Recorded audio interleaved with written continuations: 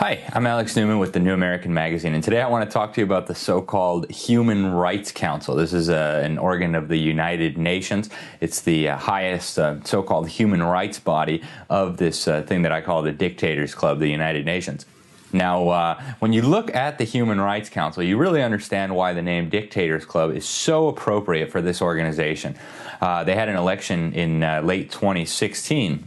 And once again, no surprise, they put a whole bunch of dictators on the council. Really, some of the most brutal dictatorships in the world are now, continue to be in charge of so-called human rights. Just to give you a small sampling of the brutal regimes that have been returned to the council, you have, first of all, Communist China. Almost every member government of the United Nations voted to put this brutal dictatorship on the UN Human Rights Council. Now, for some perspective, there has been no government in human history that has murdered as many people as this government.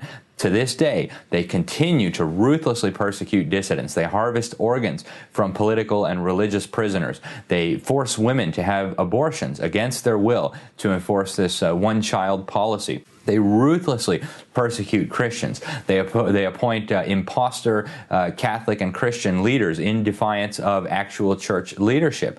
So they set up government-run fake Catholic churches and Protestant churches. They censor the internet. They have the Great Firewall of China. They completely censor all information. I mean, this is one of the most totalitarian governments on the planet, with the possible exclusion of some of its allies, like the crazy guy in North Korea, Kim Jong-un, who deliberately starves his people.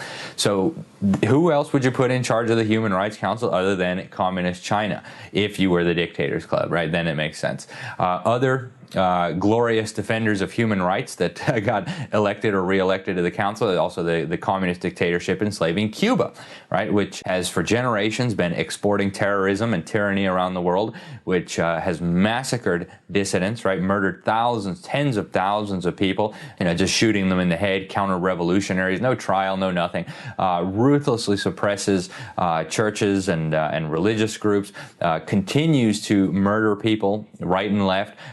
They've shot down boats full of women and children trying to escape from this prison island. This is a Stalinist dictatorship, a ruthless Stalinist dictatorship, and so, of course, the UN puts them on the Human Rights Council. You also have the dictatorship in Saudi Arabia, right, the Islamist regime there, which loves to chop off the heads of apostates. A couple years ago, I think they chopped off 175 people's heads for crimes like sorcery and apostasy.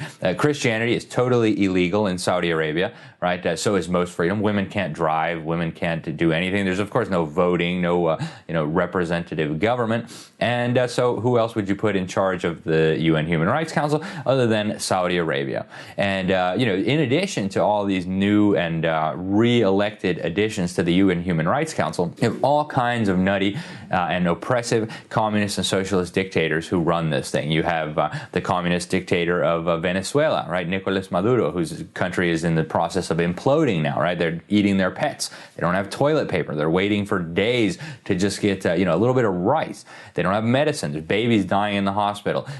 Political prisoners all over the place, right? So these are the kinds of people. You have the communist dictatorship in Vietnam. You have all kinds of oppressive Islamist governments. Now, this is totally crazy. How can we have a so-called human rights body that puts the worst abusers of human rights? And keep in mind, according to UN Watch, which actually doesn't mind the UN existing, they just want to reform it. They said that 53% of the governments on this Human Rights Council now are what they call non-democracies, right? What we might call unfree, oppressive, totalitarian governments.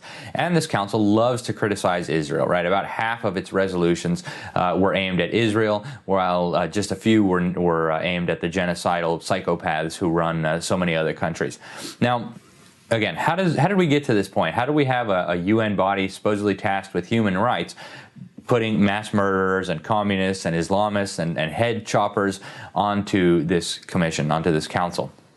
Well, the answer is that the UN means a very different thing when they say human rights than you and I do as Americans, right? In America, we have this idea, and our country was founded on this idea, right? Go back and read the Declaration of Independence, that it is self-evidently true that our Creator created us all equally and endowed us all with certain inalienable rights, the rights of life, liberty, pursuit of happiness, property, all of these things, right? And actually, governments are instituted among men or among people for the purpose of securing these rights. That's what our Declaration of Independence says. The UN takes a very different view, right? Go use your favorite search engine and pull up the UN's Universal Declaration of Human Rights. And the first thing that becomes obvious is that God is nowhere to be found, right? So God doesn't give you rights. Who gives you rights? Well, governments do, international treaties do, UN does. And so if UN does, if treaties give you rights, then governments and the UN and the treaties can take away your rights, right? And actually in this Universal Declaration of Human Rights, they say that explicitly. So once you have it open, go down to Article 29 and read it for yourself. These rights and freedoms may in no case be used contrary to the purposes and principles of the United Nations, right? That should tell you something right there. If you can't use your rights and freedoms contrary to the purposes and principles of the United Nations, you don't have any rights and freedoms, do you? That'd be like the First Amendment saying Congress shall make no law against free speech unless Congress doesn't like the speech, in which case laws against free speech are fine.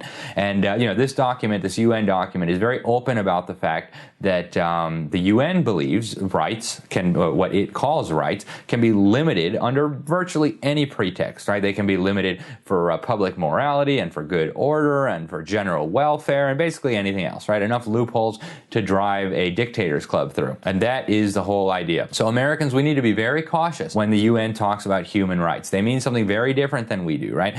For the UN, human rights requires infringing on free speech rights, right? They say that you must ban certain forms of free speech. They say that you must ban civilian firearm ownership, that we need to get rid of our constitutional system of limited government. We need to get rid of parental rights, and we need to have bureaucrats decide what is in the best interest of children. So the UN has a perverted, ridiculous definition of human rights, and we need to understand that. Now, the solution to all this is very simple. We're not going to be able to reform the Dictators Club to quit being a Dictators Club. It is a Dictators Club because it's full of dictators. You can't reform that. What we need to do is get out of the United Nations, and we need to let this whole farce collapse. A human rights council dominated by communist and Islamist dictators is a joke. We need to be out of it. We need to stop giving it money. Even George Bush got us out of the UN Human Rights Council until Obama rejoined. So, Trump has said that the UN is an enemy of freedom, is an enemy of the United States. We need to make sure that this translates into concrete policy. We need an exit, an American exit from the UN and from all of its discredited bureaucracies. Check out the links below for more information, and thanks again for watching.